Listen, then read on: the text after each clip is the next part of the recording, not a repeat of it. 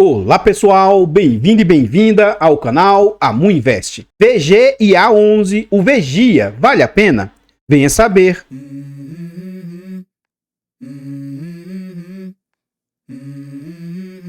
Então pessoal, este é um fiagro e como a maioria dos fiagros que a gente tem na bolsa, esse é um fiagro de papel, um fiagro de dívida, de recebíveis.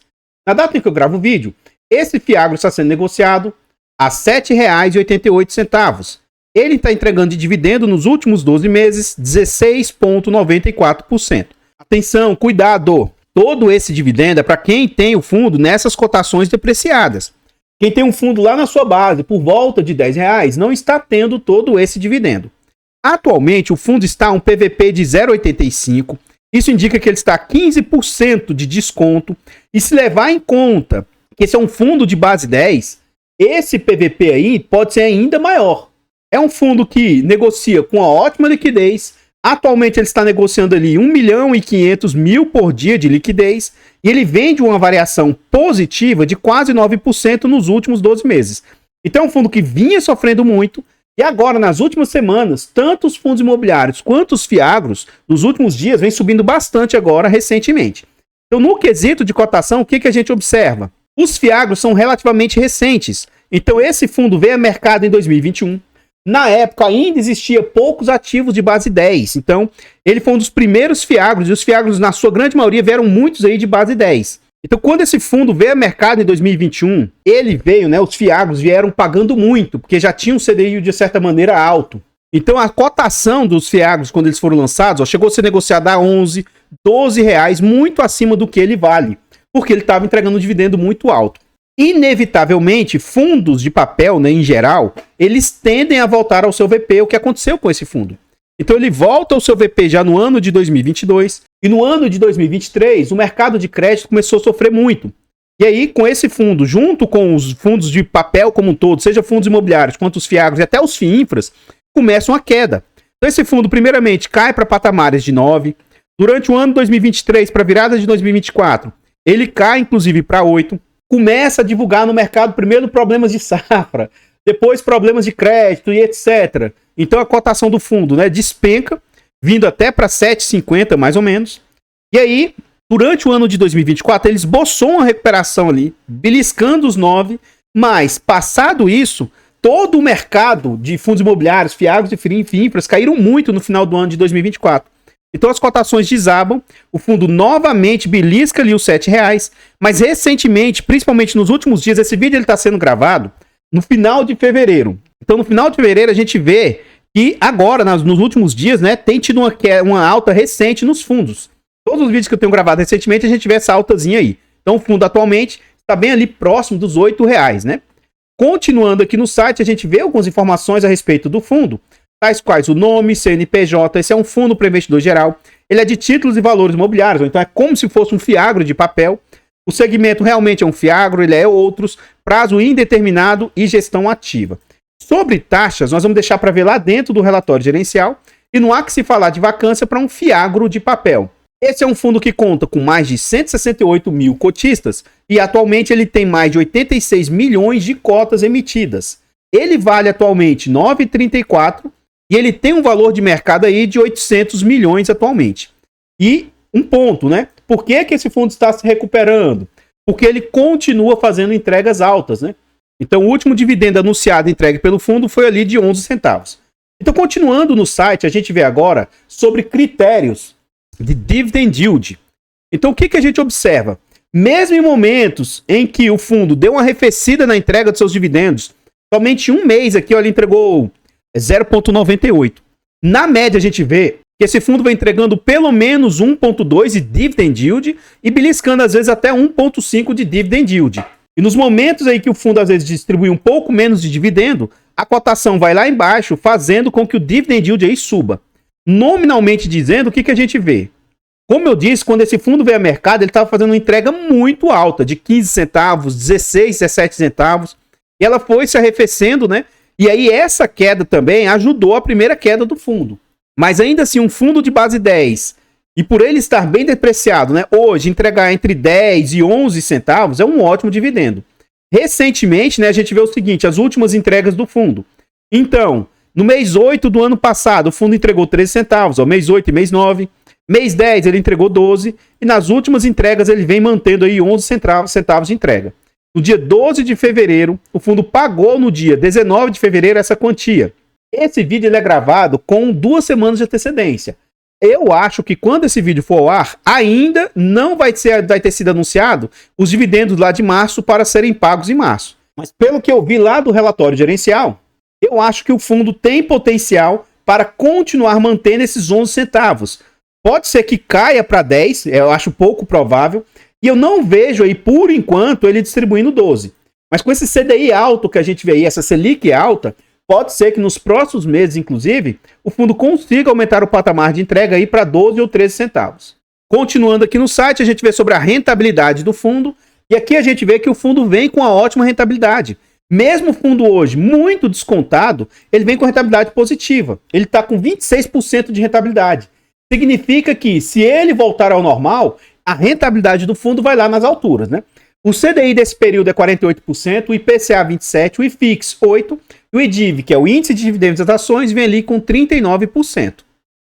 Então, pessoal, antes da gente continuar vendo mais a respeito desse Fiagro, eu trago agora para vocês formas de apoio financeiro ao nosso canal. Se você gosta do nosso trabalho e quiser nos ajudar, considere fazer uma doação para o nosso Pix, amuinvest@gmail.com. Qualquer doação é muito bem-vinda.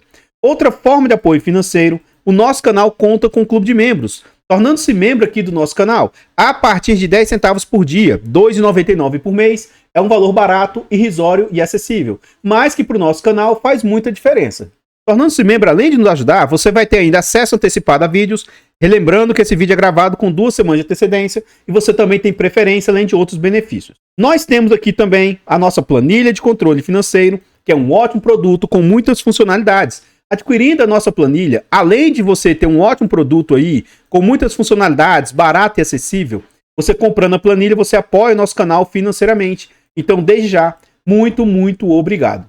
Por fim, nós contamos com os nossos e-books. São e-books de ótima qualidade, baratos, acessíveis. Na aquisição desses e-books, além de você ter um ótimo produto, você também vai nos apoiar financeiramente na compra. Então, desde já, muito, muito obrigado. E aqui eu gostaria de agradecer imensamente aos últimos membros. Davi, Valmir, Cleiton, são membros aí que se tornaram, né, membros do canal, renovaram o clube de membros também. Então saibam, vocês membros, todos vocês que ajudam o canal aí, vocês literalmente carregam o canal nas costas, vocês são imprescindíveis aí para o nosso trabalho e apoiam muito aí a nossa jornada. Então, muito, muito obrigado de coração, todos vocês aí que nos ajudam. Então aqui nós já estamos dentro do relatório gerencial e a Valor, ela não costuma ter relatórios muito, muito longos, tá? Esse relatório, por exemplo, tem 12 páginas e é um relatório relativamente recente, né? Aqui a gestão traz em relação às taxas, né? O fundo cobra 1,15 de administração e gestão, 10% de performance se eles baterem o CDI. Mesmo eu gostando muito da gestora, eu acho isso aqui um abuso. E infelizmente, principalmente em Fiagros, é muito comum virem cobrando performance para 100% do CDI. Eu acho isso aqui muito injusto. Por quê? Ora, todos os ativos que eles investem é CDI, ó, em média CDI mais 4, CDI mais 2. Então, meio que é certeza que eles já vão bater a taxa de performance, sabe? Eu acho que a taxa de performance tinha que ser um desafio. Então, que eles colocassem aqui, bater CDI mais 1, CDI mais, sei lá, mas, poxa, 100% do CDI é algo que basta eles investirem no Tesouro Selic. Se eles investirem 90% do portfólio no Tesouro Selic, e aí colocar 10% em alguma coisa arriscada, eles já batem performance. Então, eu não vejo muito sentido. Enfim. Então, aqui eles falam que o fundo encerrou o mês de janeiro com a totalidade do seu patrimônio em 29 ativos, num total de 811 milhões investidos. A distribuição de rendimentos de janeiro foi de 11 centavos. Isso dá CDI mais 2, se levar em conta o patrimonial, e CDI mais 4, se levar em conta o quanto ele fechou na data desse relatório.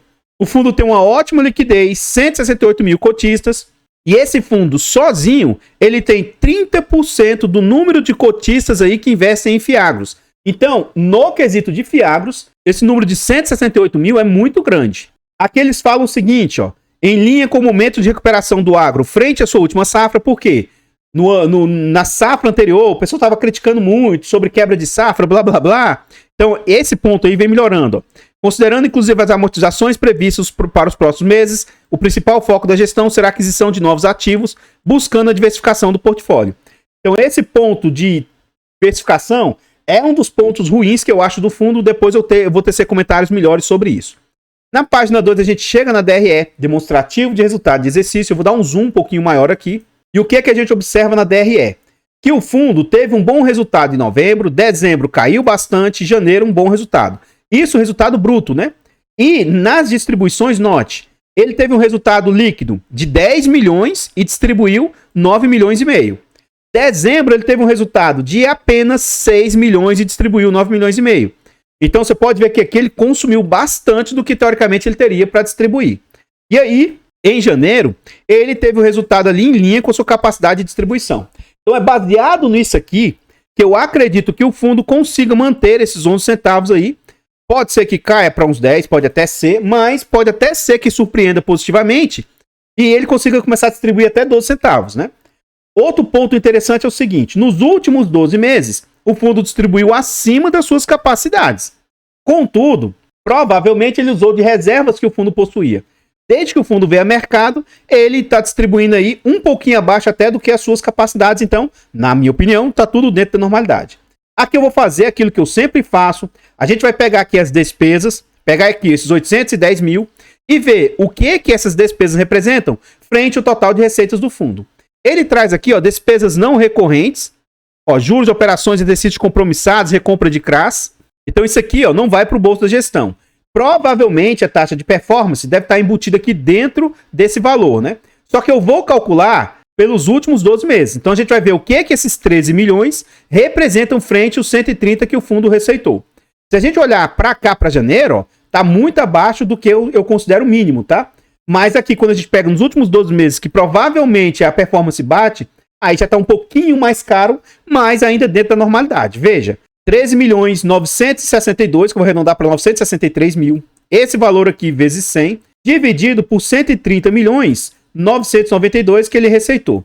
Então as despesas do fundo ali estão na linha dos 10%, um pouquinho acima dos 10%, o que é o limite do que eu reputo ser uma taxa aceitável. De 10 a 15, eu acho uma taxa careira, mas ainda assim eu acho que é aceitável se posicionar. Continuando aqui no relatório, ele mostra as suas distribuições e o que isso refere, né, do CDI do período. Então, por exemplo, em agosto, a distribuição do fundo foi quase CDI mais 5,9. Em setembro, ó, CDI mais 5. Outubro, CDI mais 2. Agora, essa última entrega, ó, ele superou 2% do CDI aí. Ó. E isso, ele está levando em conta o valor patrimonial do fundo. Quem está comprando o fundo descontado ainda tem um retorno até maior do que isso aqui. Então, quem tivesse investido em 6 meses aí no CDI, teria 59 centavos. Esse fundo teria 69. Então, o CDI líquido, né, seria 50 centavos. Continuando aqui, a gente entra na carteira do fundo. E aqui, para mim, está um dos pontos ruins do fundo. Então, se você gostou das informações até aqui, cuidado. Esse é um fundo, por exemplo, tá, ó, CRA Fiagril 6. Mas se você olhar aqui, ó, Fiagril 2, 3, 1. Então, o que você tem que observar? Se você quiser se posicionar nesse fundo ou qualquer ativo que você quiser, veja essas exposições duplas que o fundo possui, ó. 9, eu vou até arredondar para 10, ó. 16, 22, com mais 6, 28. Pode ser que tenha até mais exposições. Então, só nesse Fiagril, ele tem 28% do seu portfólio ali nesse Fiagril. Ele teve ativos aqui no seu portfólio recente, tá? Que tiveram um possível problema, que é essa tal dessa Languiru. E isso nem é tanta exposição assim. E trouxe já um grande problema para o fundo. Imagina se essa Fiagril aqui der algum problema para o fundo. Só aqui eu estou vendo quase 30% do portfólio. Então, esse é um dos grandes problemas que eu vejo no fundo, a concentração em devedores. Se você quiser se posicionar nesse fundo, veja essas concentrações, né? E veja se você se sente confortável com esse nível de concentração. Então, eu sou cotista, eu investi sabendo dessa concentração, mas eu acho que nem todo mundo aí teria estômago e nem acho que seria muito viável você investir num fundo com tanta concentração assim. Se você estiver ciente desses riscos e entender, né, sobre as garantias que o fundo possui e achar que dá para se posicionar, então pode ser que esse fundo caiba aí no seu portfólio. Então, pessoal, antes de a gente continuar vendo mais a respeito desse Fiagro, eu trago aqui para vocês formas de apoio gratuito ao nosso canal. Se você não quer ou não pode nos apoiar de forma financeira, considere nos apoiar de forma gratuita. Basta nesse vídeo você deixar o like, comentar, compartilhar se inscrever no nosso canal e ativar o sino. Tudo isso é de graça e pra gente faz muita diferença. Nós estamos tentando chegar a 20 mil inscritos. Se inscreva no canal e nos ajude a chegar a essa marca. Comenta aí pra nós. E aí? Você tem algum fiagro no seu portfólio? Você desistiu dos fiagros? Ou você ainda tá naquela eterna gangorra? E agora fiagro não presta? Opa, fiagro começou a subir um pouquinho. Opa, agora fiagro é bom. Fiagro não presta porque caiu a cotação. Fiagro não presta porque tem possíveis eventos lá de inadimplência lá dentro. Sendo que, poxa, se você vai investir em ações, você tem que entender em que aquela empresa investe, né? Em que ela trabalha, como que ela gera recurso e quais os riscos inerentes ao negócio. Tudo na vida tem risco, tudo. Se você casa, você tem um risco de separar. Se você tem um emprego, você tem um risco de ser mandado embora. Se você, sabe, qualquer que seja a situação que você tenha na vida, tudo tem risco. Então a pessoa achar que um fundo de tijolo não tem risco, porque, ora, tem risco de ficar vago, da pessoa não pagar aluguel. E quem empresta dinheiro, que são fundos de papel, fiagros, fiinfras, todo fundo de crédito, ele tem um risco do devedor não pagar. Agora, eles não emprestam de olho fechado, não emprestam de qualquer maneira. Eles emprestam com garantias por trás, né? Então diz aí pra nós como tá a sua sensação. Se você tem algum fiagro, se você tem esse fiagro aqui que a gente tá apresentando pra vocês, comenta aí pra nós, seu comentário é muito importante.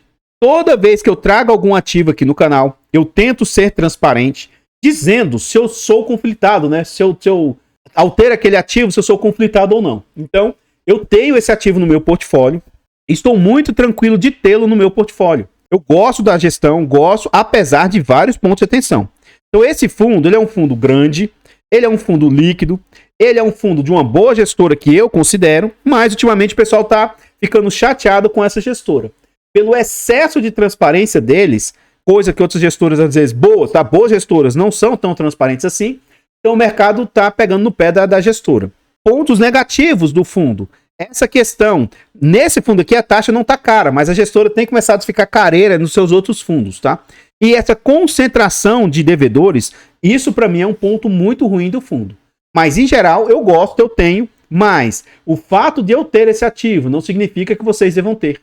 E o fato de eu ter não significa que o fundo seja bom ou ruim, ou que isso seja uma indicação de compra, venda ou manutenção do ativo. Aqui eu gostaria de reforçar novamente o nosso objetivo de chegar aos 20 mil inscritos.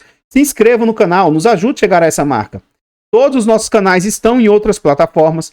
Vá nessas plataformas, siga, se inscreva, comente, compartilhe, que ajuda demais. Eu abro caixas de pergunta frequentemente no Instagram. Deixe a sua dúvida lá que eu vou procurar atender com a máxima rapidez. Então aqui a gente volta ao relatório gerencial. Esse é um fundo 100% alocado em CRAs e os seus CRAs estão 100% alocados em CDI. E ele tem segmentos diversos. Tem devedores do setor de distribuidora, cooperativa, indústria, sucalcooleiro, produtores. Ele tem um fundo com a ótima diversificação geográfica, os seus devedores, né? Continuando aqui, a gente vê o quanto o fundo entregou frente a cada emissão que ele fez, né? E aqui mais abaixo a gente vê o seguinte, o duration dos seus CRIs, seus CRAs, né? Quanto menor o duration, teoricamente são mais seguros. Os CRAs eles costumam ter duration menor do que os fundos de papel. E aqui a gente vê uma tabela de sensibilidade do fundo. Então, na data de fechamento do relatório, ele tinha um range, né? Atualmente, esse fundo está a 7,88. Então, nesse patamar aqui, ó, de 7,90, quem investir no fundo vai ter um retorno de CDI mais 5,9. Ao passo de quem comprar o fundo lá na sua cota patrimonial, que hoje está em 9,34, vai ter um CDI mais 4,99. E quem compra o fundo mais barato ainda, ó, a 7,60, teria um retorno de CDI mais 6. O que isso aqui significa? Não é para você comprar de qualquer maneira, mas se o ativo está barato, quanto mais barato você comprar, maior vai ser o seu retorno, o seu yield on cost. Continuando aqui no relatório, ele mostra sobre as oscilações, né, da cotação, o que isso representava, os dividendos de oscilação da cotação, o que isso representava nas distribuições do fundo aí. Então a cotação saiu de R$ 9,00 para incríveis 8,02 e 7,79 atualmente. E continuando aqui no site, a gente chega na parte final do relatório. Como eu disse, né? É um fundo que não tem tantas informações assim. Aqui ele mostra um por um dos devedores do fundo. Vamos pegar algum aqui aleatório, né? Esse CRA Rodoil aqui. Então, o que é essa Rodoil? É uma operação lastreada em debêntures emitidas pela Rodoil Distribuidora de Combustíveis. É um posto de combustível. Então, aqui, ó, foi dado como garantia para o crédito. cessão fiduciária de direitos creditórios, fiança do presidente, emissão em 2 séries e tal. Então, poxa, e essas garantias para essa dívida, o que vocês acharam? São garantias sólidas, boas? Você conhece essa empresa Rodoil aqui? Você acha que eles são uma boa, Rodoil, né? Você acha que é uma boa empresa? Você teria ela no seu portfólio? Enfim, ao pesquisar, decidir se você vai investir num fundo ou não, essa parte final do relatório, para mim, ela é de extrema importância. Veja todos os devedores e veja se você gostou das informações trazidas. Você acha que são devedores aí com bom risco de crédito. E o fundo também tem boas garantias aí. E aí você faça a sua tomada de decisão. Agora, não compre porque alguém disse que tem, não venda porque alguém também disse que o fundo é ruim e tal. Enfim, tome as suas próprias decisões e depois, né, não jogue a responsabilidade das suas decisões nos outros, né? Enfim. Então, pessoal, o que eu tinha para trazer a respeito deste Fiagro são somente essas informações. Eu gostaria de agradecer imensamente todos vocês que nos apoiam, seja de forma gratuita, seja de forma financeira. Considere se inscrever aqui no nosso canal e nos ajudar a chegar aos 20 mil inscritos. Desde já, muito obrigado. Eu vou ficando por aqui e eu espero encontrá-los nos próximos vídeos. Fiquem todos com Deus. Tenham um bom dia, uma boa tarde, uma boa noite e... fui!